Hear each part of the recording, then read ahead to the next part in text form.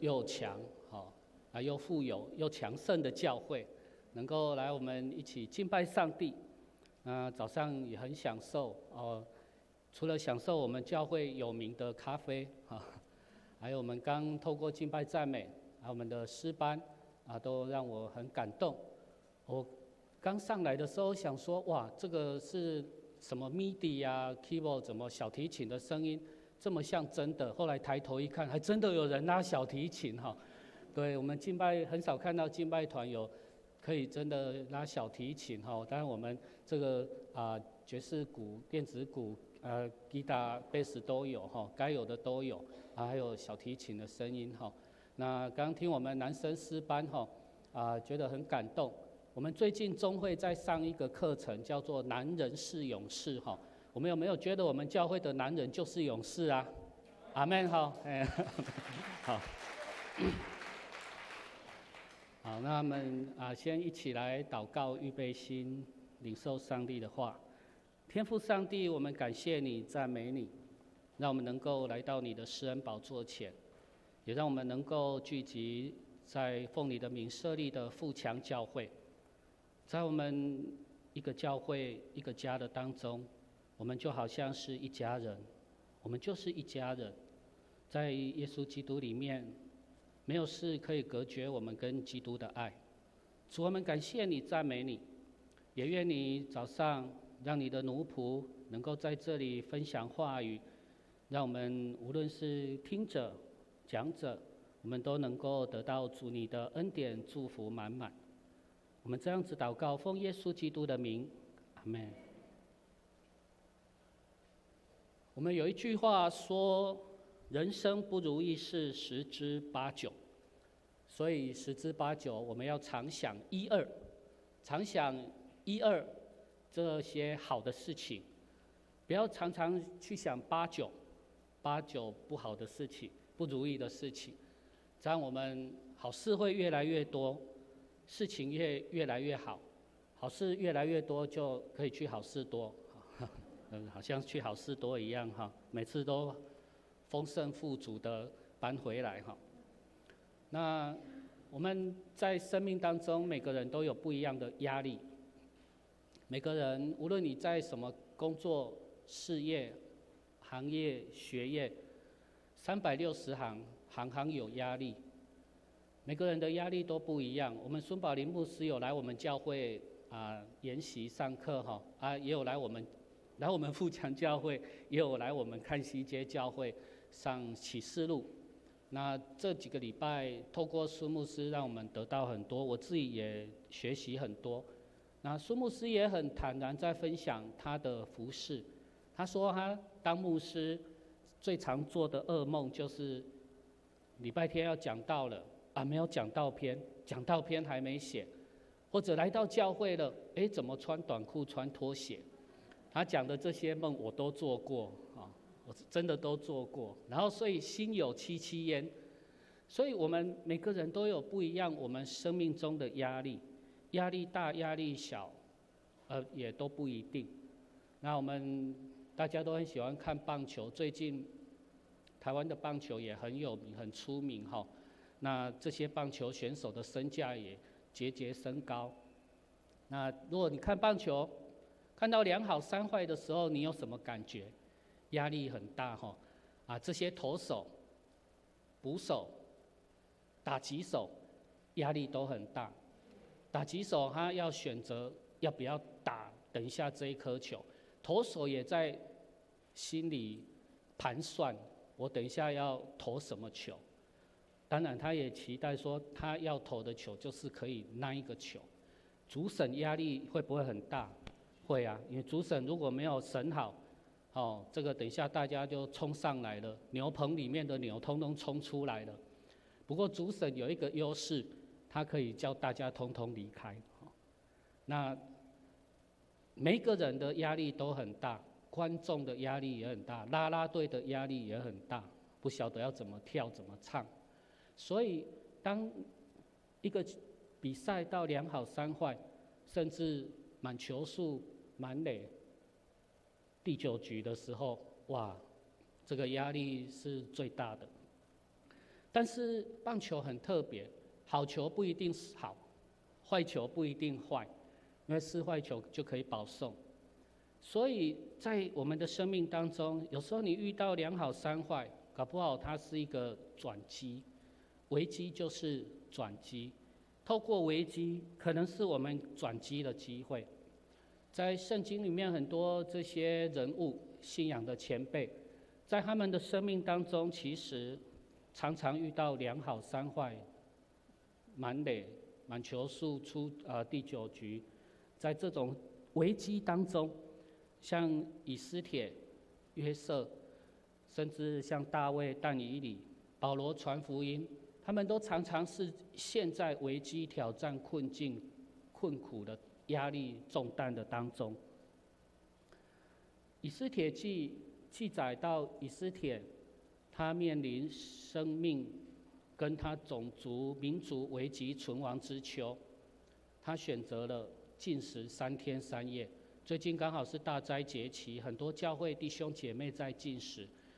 3月份是妇女事工主日，我们教会牧师娘讲到以斯帖，所以这段时间让我觉得，其实以斯帖他面临的就是一种压力。他的压力是他要不要选择透露他的身份，或他的真正的族群，或许国王或其他人知道，或许不知道，结果真的有人不晓得，所以一旦他透露他的种族或透露他的身份，可能不是只有他们都会有生命的危险，他们的族群都会有生命的危险。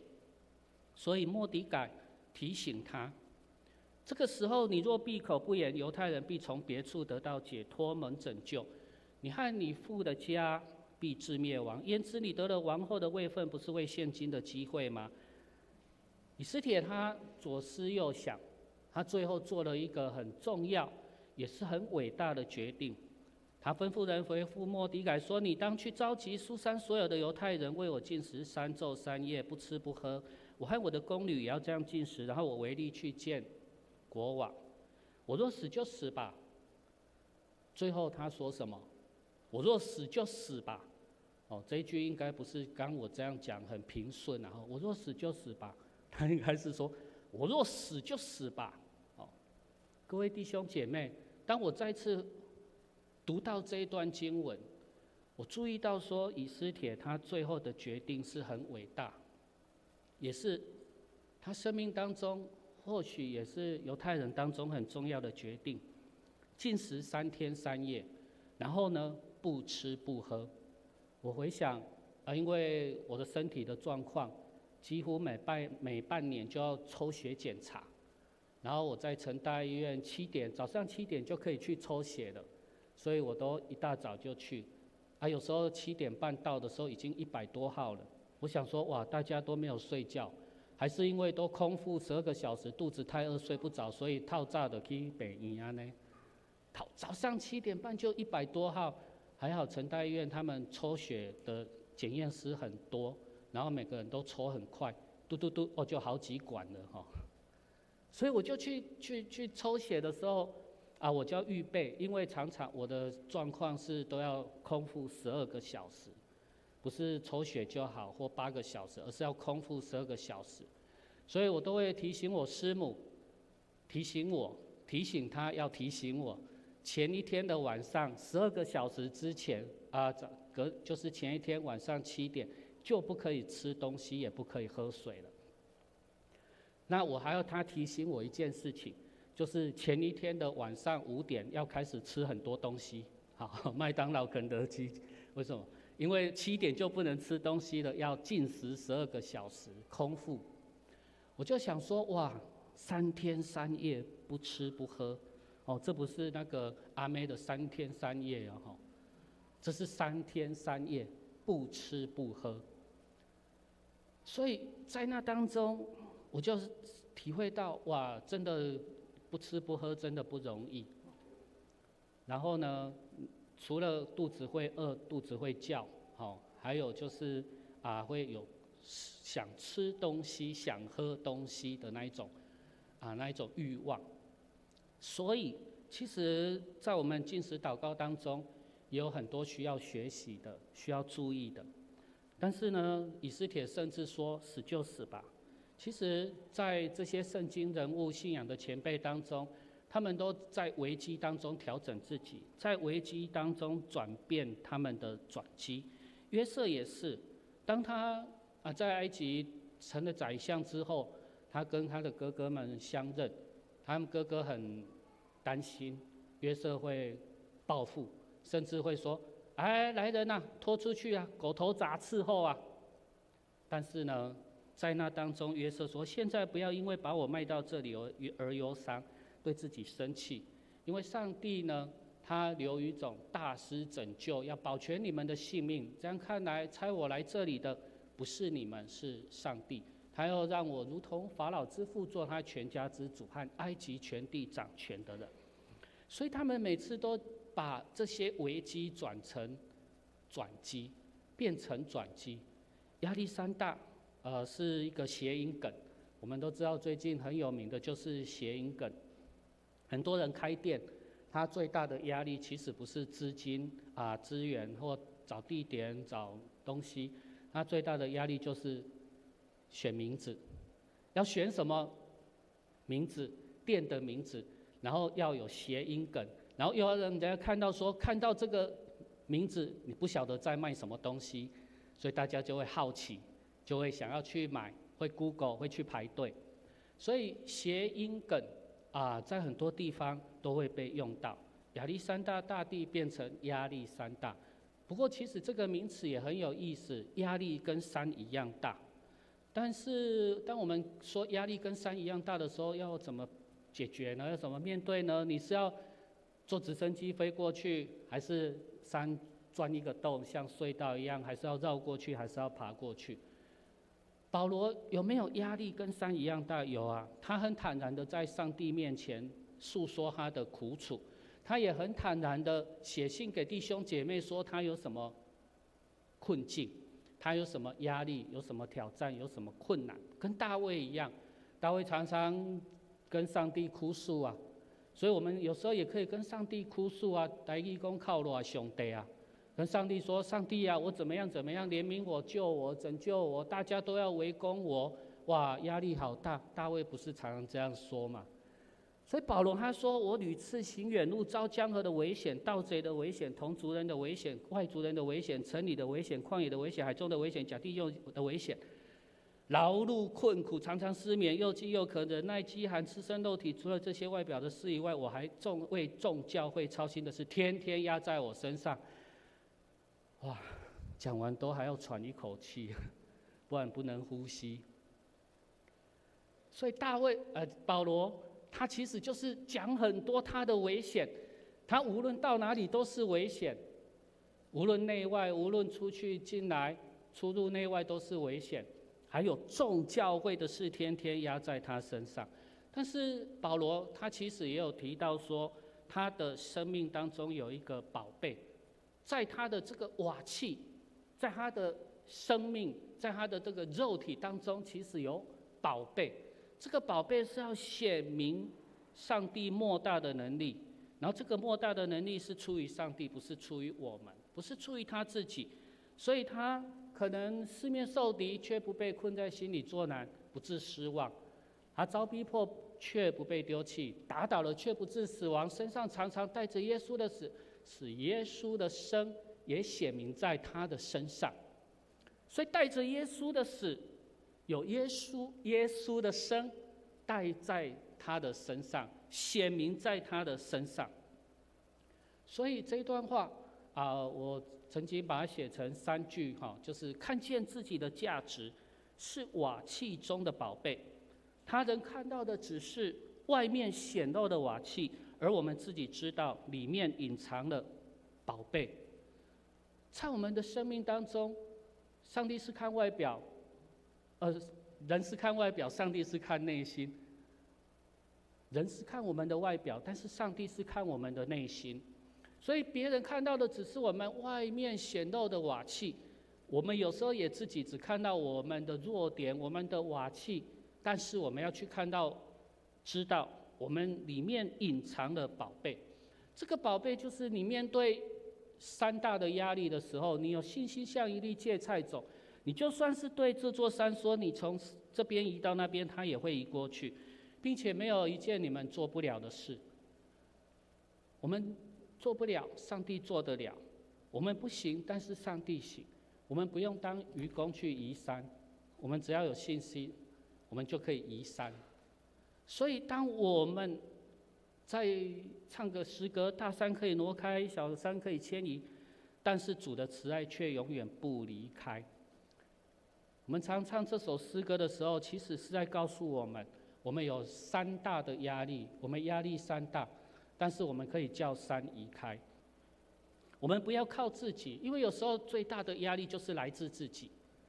其实有时候最大的压力是我们自己给自己压力，但是这个压力可以转变成助力，这个压力可以转变成动力，只是不要变成病力。所以这一段话我很喜欢，他说：喷泉之所以漂亮，是因为它有了压力；瀑布之所以壮观，是因为它没有了退路；滴水之可以能穿石，是因为永远在坚持。喷泉之所以漂亮，是因为有压力把水冲出来；瀑布之所以壮观，是它没有退路了，它就是只能往前往下冲，所以它会很壮观。它没有退路，水可以滴石，滴水可以穿石，是因为永远在坚持。所以压力可以转变成助力、动力，只是不要变成病力。之前我看到一段话，一句话，这一段话我看的时候看不太懂，我还问我师母，因为我师母是读英文系的。It's okay not to be okay。然后我在找资料。才知道说，原来这一句话的意思是说，当你不 OK 的时候也可以 OK， 当你不 OK 的时候也没关系，不完美也没关系，不好也没关系，总是会过去的。所以有时候我们求好心切，我们给自己压力，我们自己就变成压力山大。所以这时候我要邀请弟兄姐妹，我们教会水准都蛮高的，可以讲英文，跟你旁边的弟兄姐妹说 It's okay not to be okay。 好，如果他睡着了，赶快把他叫起来。 It's okay not to be okay。 It's okay not to be okay。 所以今天的讲道什么都没记得没关系，记得这一句话就可以走遍天下了。出去就 It's okay not to be okay。 好，回家也是跟家人说 It's okay not to be okay。 刚喝了一杯很美味的咖啡。我们都知道咖啡豆可不可以吃？好像不行咖啡豆呢，你把它泡热水，可不可以泡成咖啡？好像也没办法。咖啡豆你把它磨得很细很细，像磨中药这样磨成粉，还包起来，磨成粉了，你冲热水，它可不可以泡？好像也不行，因为它有咖啡渣，它不是3合1的那一种。那咖啡豆怎么变成咖啡？你要研磨，当然现在有机器啦，磨好之后还要冲热水过滤，滤质过滤，现在有不一样的，有手冲的咖啡啦，有用酒精灯的啦，还有就是喝一杯咖啡要等3天的那一种，有没有？对，很多种咖啡。但是重点是咖啡豆本身，它要经过一段流程，经过一段很多的程序，它才能变成一杯美味的咖啡。所以其实在我们的生命当中，也是有时候要被挤压，有时候被热水冲，有时候经过很多的流程程序，我们才能成为一杯美味的咖啡。所以有一次看到这一段这个英文，我觉得很特别。他说压力英文倒过来拼就是点心，压力是什么 ？stressed。但是呢，当你把它反过来拼是什么？点心 desserts，desserts。拼来拼去，反正一边是压力，一边是点心。所以看是你要把它当成压力，还是当成点心。所以在我们生命当中，有时候很多烦心的事，不是高中考那个烦心烦心的事。这烦心的事情呢，其实你要怎么样去面对？有时候在那个环境当中，这句话我很喜欢。他说：“不是求神改变你的环境，乃是求他赐你勇气、忍耐和胜过环境的信心。”当你有压力，你可以变成助力，变成动力。或许你的环境就是这样子啊，有些人在工作啊，每天都说要辞职，然后但是呢，到月底或到月初收到薪水条，就说啊，下个月再说吧，因为家里还有很多需要啊，其实也都过得去啊，就这样一直做到退休了，所以呢，在这当中要怎么样调试自己的心态？不是求神改变你的环境，乃是求他赐你勇气、忍耐和胜过环境的信心。所以，当我们有烦心的事情的时候，你先放下来，放心一直在调整我的华语哈，放心哈，放心嘛。然后呢，要有信心，你才能开心。像这些信仰的前辈，以斯帖、大卫、保罗，甚至亚伯拉罕，还有宣教师，他们难道没有烦心的事情吗？没有压力重担？我们这2年啊，都有在寻根之旅走读啊。这我们新楼医院也是啊，院长还带着大家啊到这个左镇、冈林、内门、木栅这些马尔各医生走过的山路，他们当时走的路比现在更难走。而且遇到的危险更多，现在去走都已经觉得很不容易了。在这些足迹当中，他们都有很多烦心的事情，但是要如何交托给上帝，放心，然后有信心，然后呢，才能开心，再面对继续走前面的道路。有一段话，这是第一句是我听人家讲的，后来我把它写在我的 FB。他说：“人类为什么叫人类？因为会累嘛，所以呢，会累叫人类，人类会烦心，因为很有心，但是要放心，要保守你心，更要有信心。我们会有累的事情，会有烦心的事情，因为我们很有心，我们想把事情做好，就会给自己压力或者求好心切。但是你要先放心，要保守你的心胜过保守一切，因为一生的果效是由心发出。而且你保守你的心之后，你更要有信心交托给上帝，不要失去方向。保守你的心，然后交托上帝，然后让上帝来引导你、带领你。人真的会累啊！之前都有人说，好累哦，好累，累得跟狗一样。最近又看到另一句话。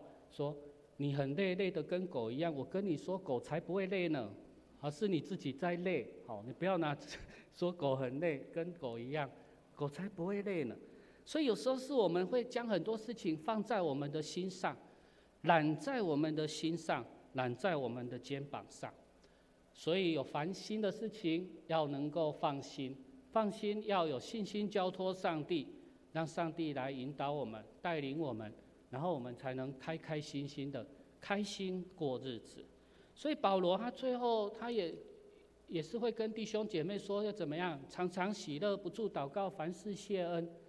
他虽然讲很多他的问题状况，但是他也跟弟兄姐妹说要喜乐。我再告诉你们要喜乐。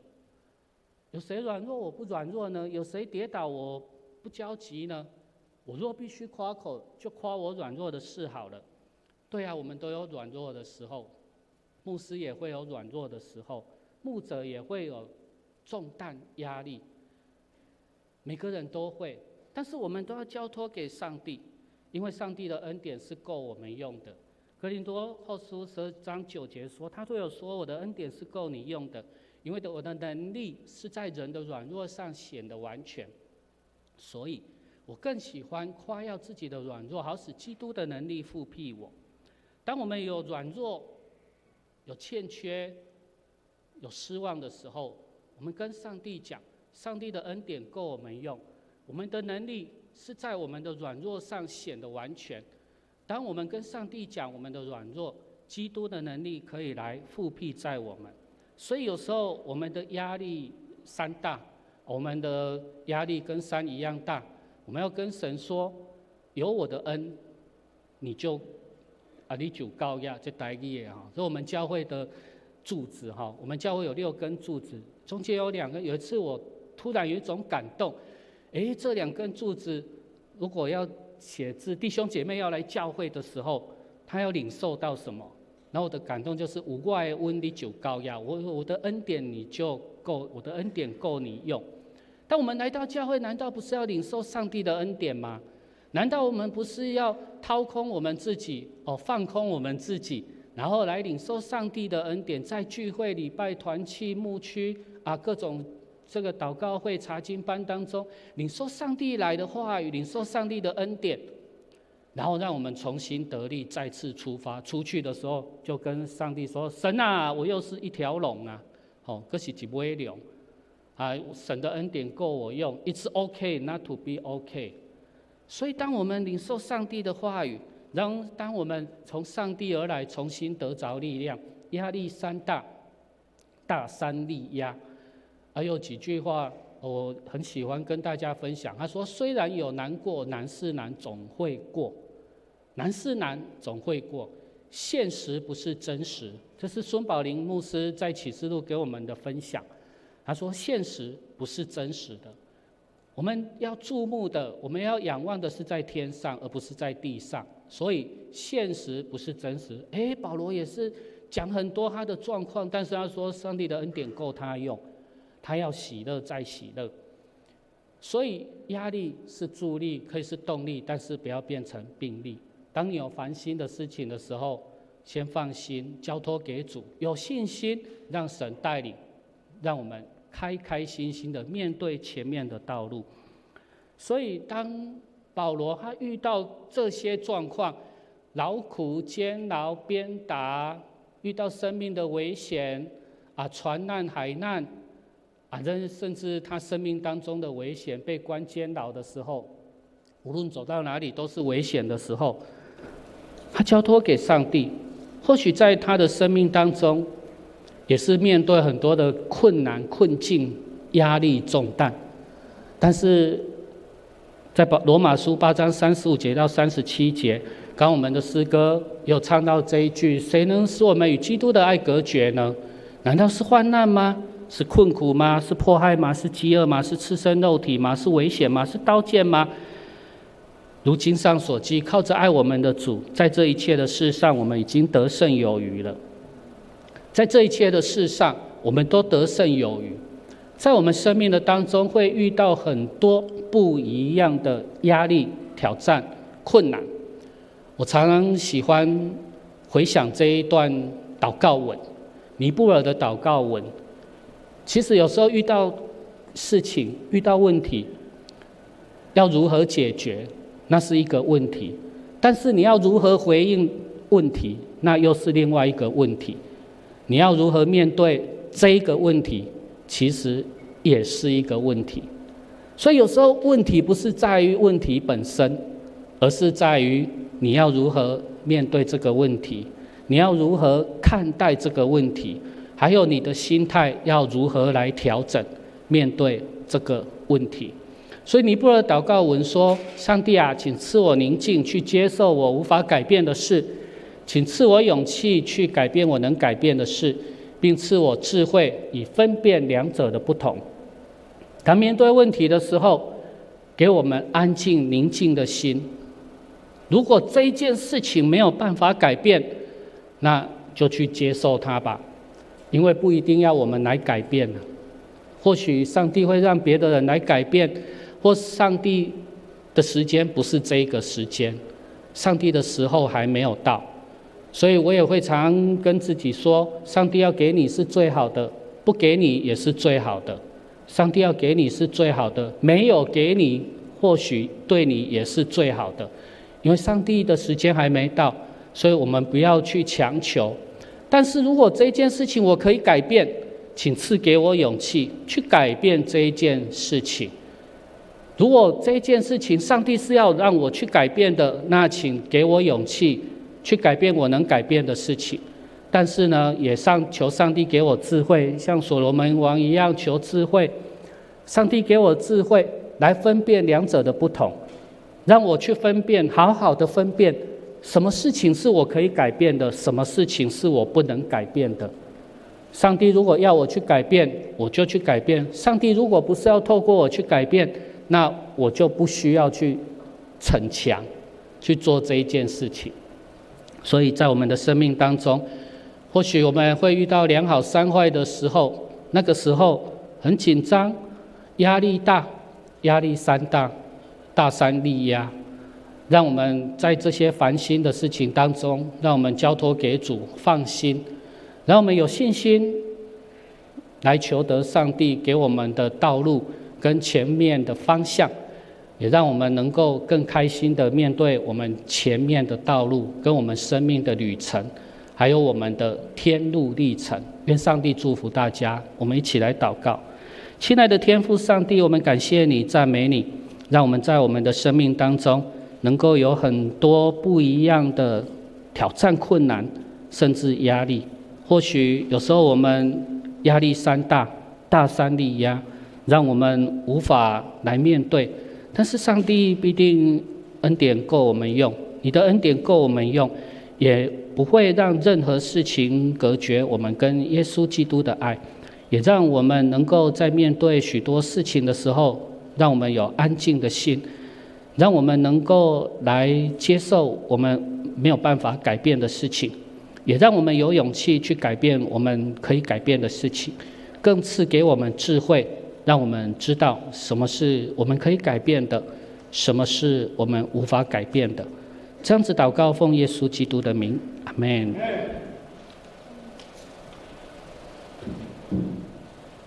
弟兄姐妹，我们谢谢